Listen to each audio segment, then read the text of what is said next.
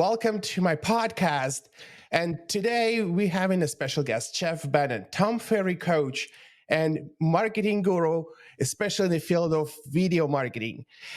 Well, welcome to my podcast, Jeff. Thanks for having me. Appreciate it, Roman. All right, let's get started. I've been watching your work, marketing through video and coaching clients on this for quite some time. And we both know that video marketing is a wonderful tool to build personal brand in real estate. So can you share with me the exciting stories of your coaching clients who implemented your advice on video marketing and achieved tremendous results? I've got a little bit of a background in visual media that spanned for probably over 20 years at this point in time. And when I became a coach, that was something that between video and social media, they started asking me, they being like the folks at the head office started asking me questions. Can you help with this? Can you coach around this? And as a new coach, you think you can, but you don't want to overstate what you think you can do. And it showed pretty early on. In fact, one of my two earliest, actually, two of my first four coaching clients are still with me till today. One of which is one of those coaching clients that has been an absolute blast to, well, they're both great, but one of which has been with me since the very early days on Instagram. And at the time was a new agent, 3-4 months into the business. As she went, when we met, I think she had about 300 followers on Instagram. And the cool thing is she's gone up to about 3,000 followers. So some steady growth, but not explosive growth, I wouldn't say. And I think that a lot of times people hear a conversation like this and they're like, oh, somebody's way up here, really, really great at video. I'll never be there. Well, this is a good example of somebody who, instead of hearing those people from the stages saying, I'll never be there, she said, I think I can batch film. I think I can create content. I think I can engage in the DMs. And she's done an absolutely amazing job. In her first year, I think she made about $100,000 in real estate. Her second year, she doubled that. Her third year, she added another 100,000. So she just keeps growing. It's like every 1,000 Instagram followers equals about $100,000 in revenue. Now, I'm not saying that that's going to keep going because at some point in time, her content's going to go way up. But it's, that's a good example of what we got to see.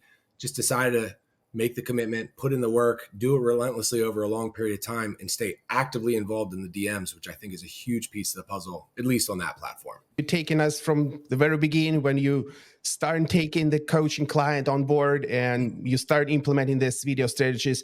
So I know a lot of viewers of this podcast are just starting in real estate, or maybe been in real estate for some time and just starting in the video. So what is the first steps that you would recommend to take if you have no experience with video? That's however. Sure. The beautiful thing is, once upon a time, the late, great Steve Jobs said, I want to put a camera in everybody's pocket. And he did that. Heck, some phones have 3, some phones have 2, some phones have 6. Some of you non-iPhone users out there. And it's just really been amazing because the quality of video now, just from pressing one simple button on one device that we all have, is enough to get started on video. And it's so often I hear when I'm talking to folks, but what light do I need? What mic do I need? And then all the questions. What you need to do is start. And that doesn't mean you start and you stay ignorant. You start, and as you begin to practice on video, and for those of you out there who might be hearing this thinking, but Jeff, I'm really nervous. Cool. Press record, delete the video when you're done.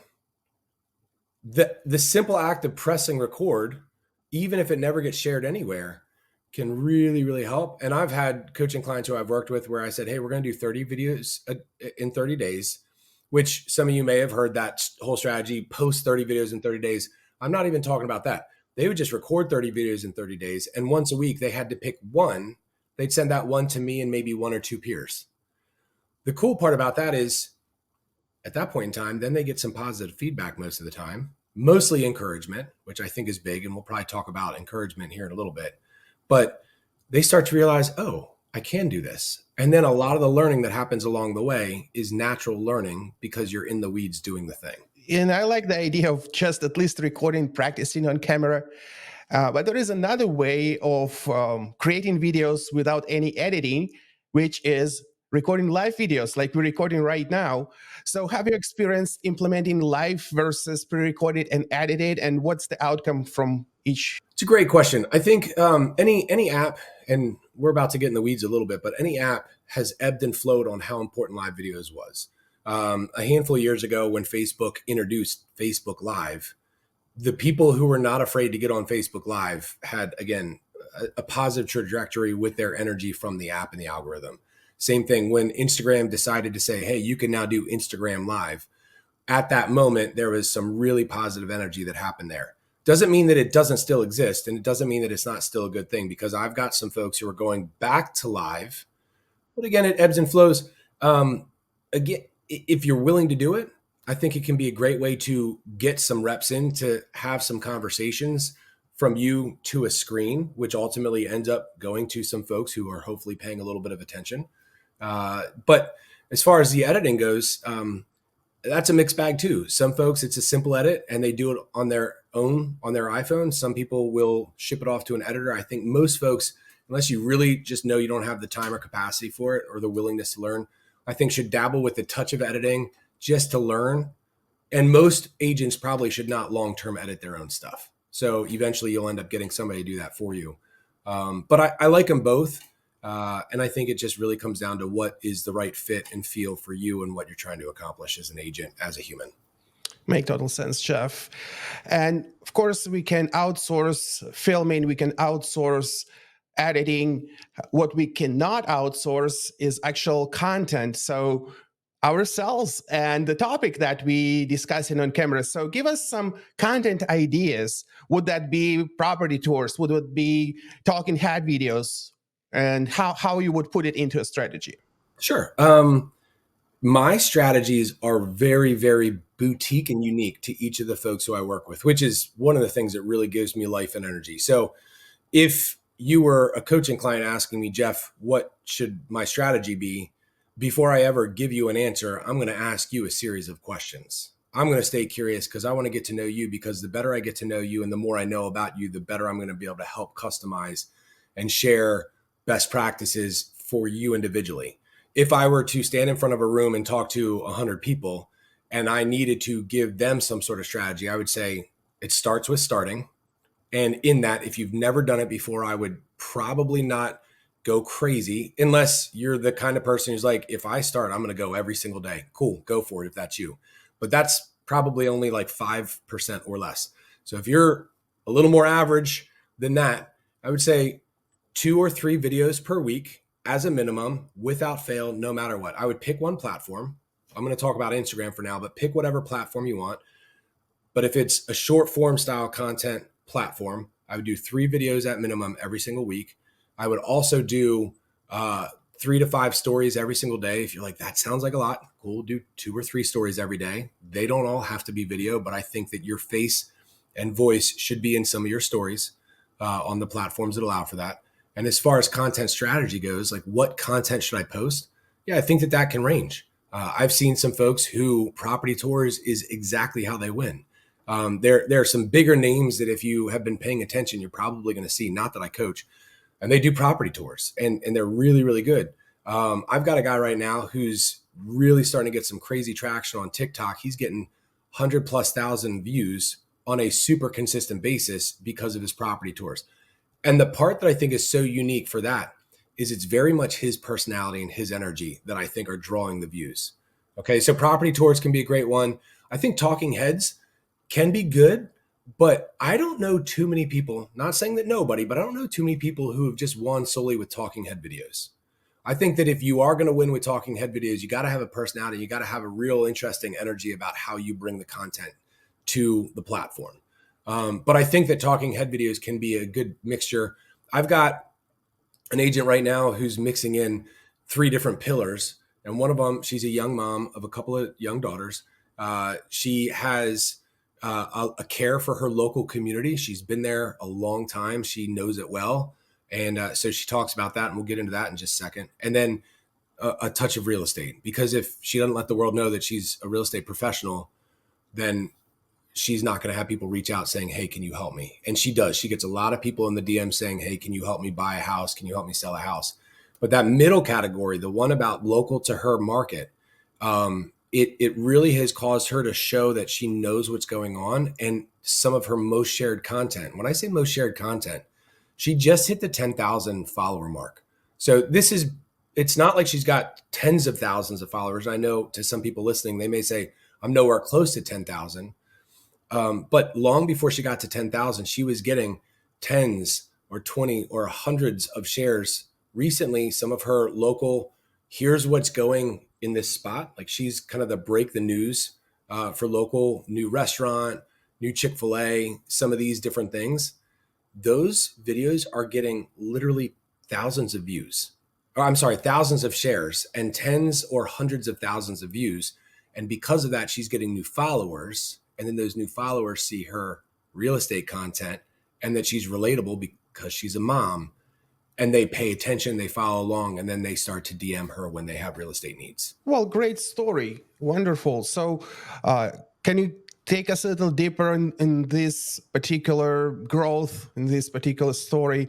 Was there a specific like ratio that she posted, let's say 30% of local community posts, let's say 30% real estate, or it was just pretty much we need to have all three included into the strategy? Yeah, that's a great strategy. I think some people would probably need that, like, okay, it's going to be 30, 30, 30. So that's you. If you're a listener and that's you, I would absolutely say identify what that looks like and fight for that. When I was building my Instagram back when I was still selling real estate, I'm not selling anymore. So if you go find me on Instagram, you can be like, I don't see a lot of house stuff. It's because I'm not trying to actively take on a lot of new real estate clients. But when I was doing the 30, 30, 30. And so it was easy for me to post real estate content, but then I had to be mindful to post either family content, or my wife at the time owned a CrossFit gym.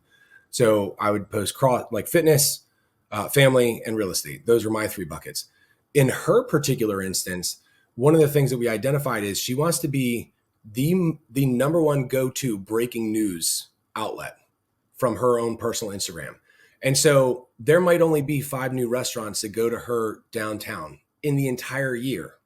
So that you might think is 5 pieces of content. Well, she's going to go one step further, and she's going to do, you heard it here first. She's going to then show you first. So like months or even years before the thing is there, the restaurant is there, or whatever the new business coming to the area is, she's going to tell you about it at the very beginning. Then she's going to show it to you first. So once it's open, she's going to show it to you. And then she's going to go back and review it, I don't know, 2 months later. So that's 3 pieces of content. So now all of a sudden you've got 15 pieces of content. But the playful part is she can then re-reference it in the story when she puts a newer piece of content. Hey, remember 2 years ago? Hey, check out my newest reel about now it's open, so hopefully that helps. Yeah, it does. And obviously, consistency is certainly a key to growth on video marketing strategies. But let's take a look from a different angle. How about paying for advertising, promoting your videos? Have you had experience boosting your posts or? I've got some friends who are coaches who spend a fair bit of time going that direction. For me, I'm not opposed to it, but I personally don't have a lot of experience, nor do I nudge my folks in that direction for a couple of reasons. You could, and there are some who would say, and I'm not here to argue them. There are some who would say that no matter where you are, you can put some dollars behind it, and if you have the right strategy, you could likely and potentially gain good traction and or even possibly leads or potential clients from putting some dollars behind it. There's one instance in a second I'll touch on that I've got some folks who are actively doing. My theory on that is it's almost like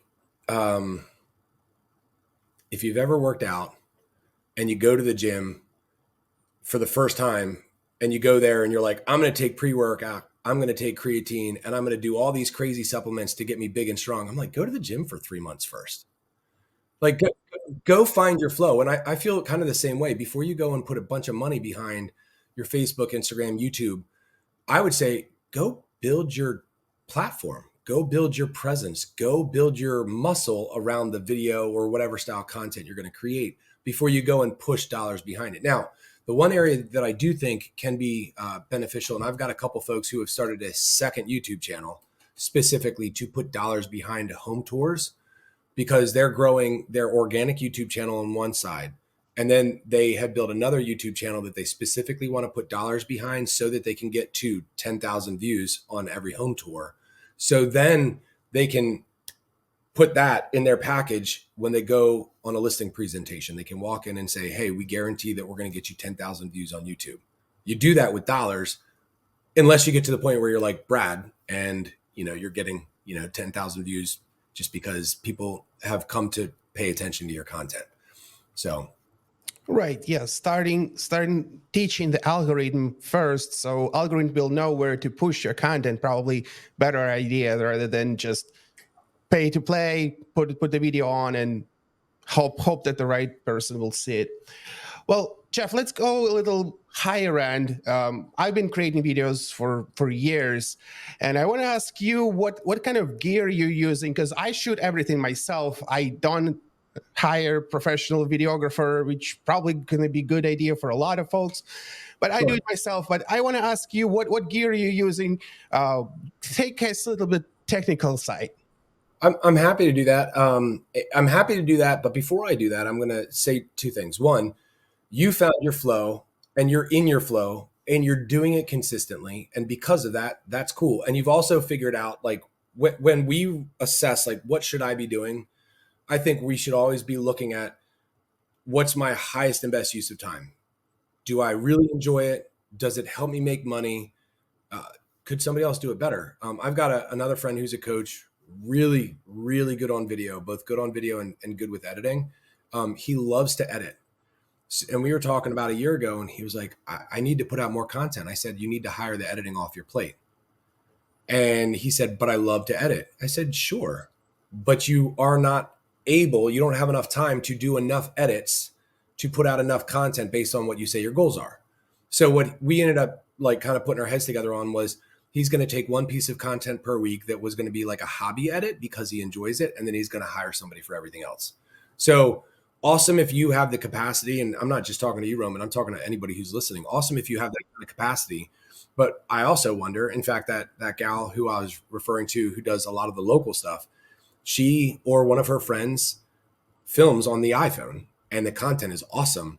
And then she does most of her edits. She's only on Instagram right now. When she goes to YouTube, she's not even going to try because she knows she's at her capacity. And she's going to end up getting an editor. My guess is once she gets that editor up and running, she's probably going to let go of some of her Instagram edits. She'll probably still film them and she'll probably kick them over to an editor. I personally film a fair bit of stuff. I actually own a small visual media company who supports some local agents here in the Philly area. And we do go out and film. Sometimes I hire other videographers. Sometimes I just like the person I'm filming with. So I go because it's a good excuse to hang with somebody who I really like and help give them great content. I am currently filming. I'm looking at my gear. It's over here. Currently filming on a Sony A7 IV.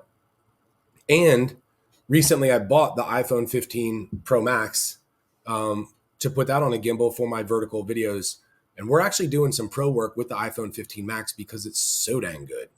And I would also say that unless you really have the care to learn the higher end gear, the learning curve is it's high enough that you probably shouldn't go that route until you're rolling with your content.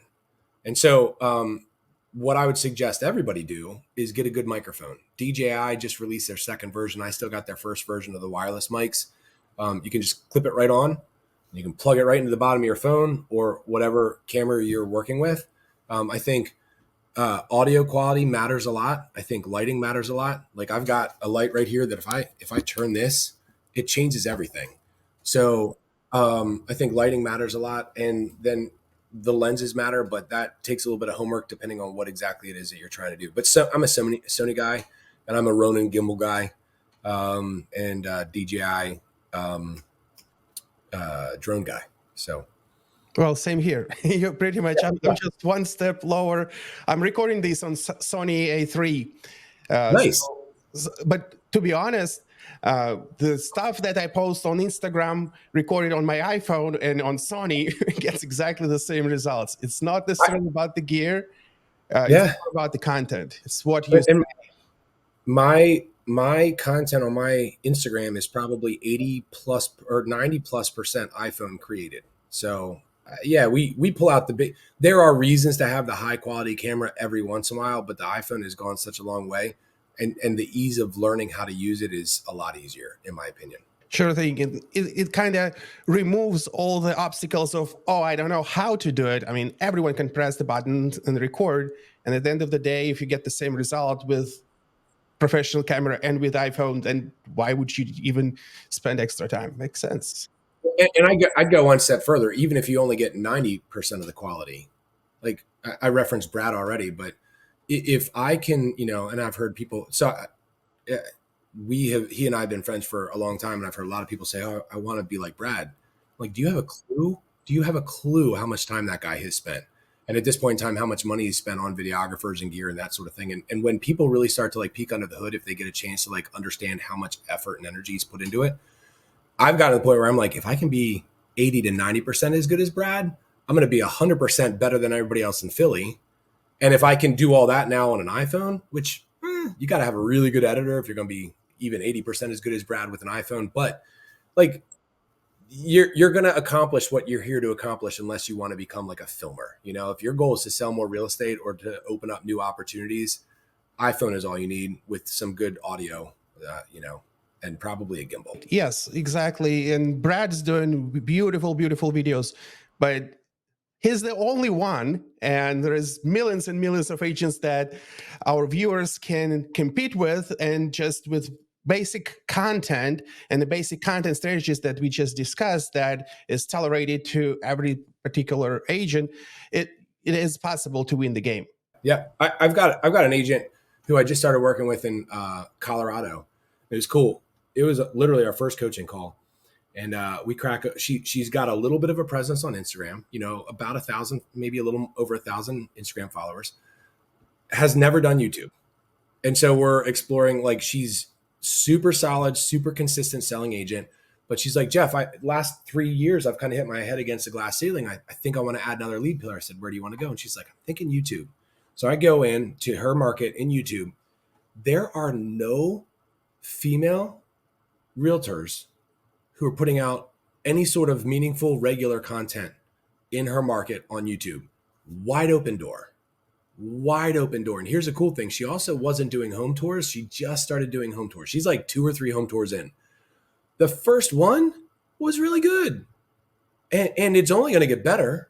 And so it's fun to watch that growth, but the opportunities are still all around us. We have not, if you haven't done video yet, even though like lots of the big names have said video, video, video for years, you have not missed the opportunity. The opportunity is still there. And I think it's as or more important now than ever before.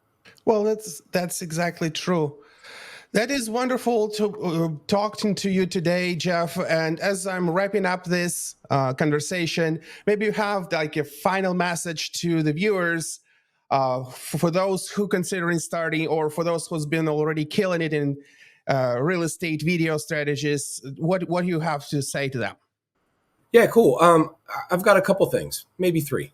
One is work to figure out what you want your message, your energy, and your voice to sound like. Because the more that you can figure that out, the more people will continue to pay attention on a regular basis. Another one of my agents who had about 1,000 followers was all over the place, and when she really narrowed it down, she's 10x her following because people started like knowing what they were going to expect. So really work on your voice. And again, that voice isn't like the tone of your voice.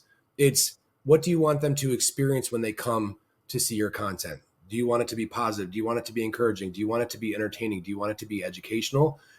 How do you want them to feel? Do you want them to feel uplifted? Do you want whatever it is? And I go to the positive place, but that might not be you. If you want it to be sarcastic or like cold or flat or whatever, be you, because you will then attract the people who you want to attract to you in time. So that's one. Another one is, especially if you need a little bit of nudge or a little bit of love, find a community, because I think that everybody needs support. I think everybody needs encouragement. And quite frankly, I think everybody needs a cheerleader in their corner. So if you don't have one or a few, go find who is your cheerleader. And if you're like, I don't have anybody, go find somebody to encourage. Because if you're not encouraging, why would you think somebody's going to give that back to you? So give what you want to receive. And that's in this particular world, but also goes way past content creation, social media, and video. But I think it's especially the case. And that's how Brad and I became buddies 5, 6 years ago, as we were both in the earlier days of our video journey in real estate. And we cheered each other on, and it was very powerful. And so then the third one is treat it like a practice, especially if you're in the early days.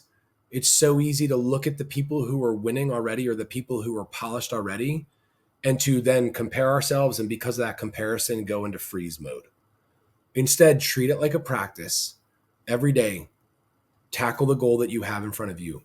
Practice using the iPhone, practice using the editing software, practice using the gimbal, whatever that looks like. There's opportunities all around us, and the people who practice will get better, guaranteed. So practice, get better. As you get better, you'll get some encouragement if you have that crew, and then you'll start to see that, taste that, get that energy. And once you get a little bit of that momentum, you're going to get excited about it, and that's going to fuel the further growth. Practice, practice. We only get better with practice. Like you made an example with gym, same with video. It's like you have to go to gym daily to see the results. Same with video. You have to practice. So let's let our audience to go and practice on video, and we'll wrap this call up. All right. It was nice talking to you, Jeff.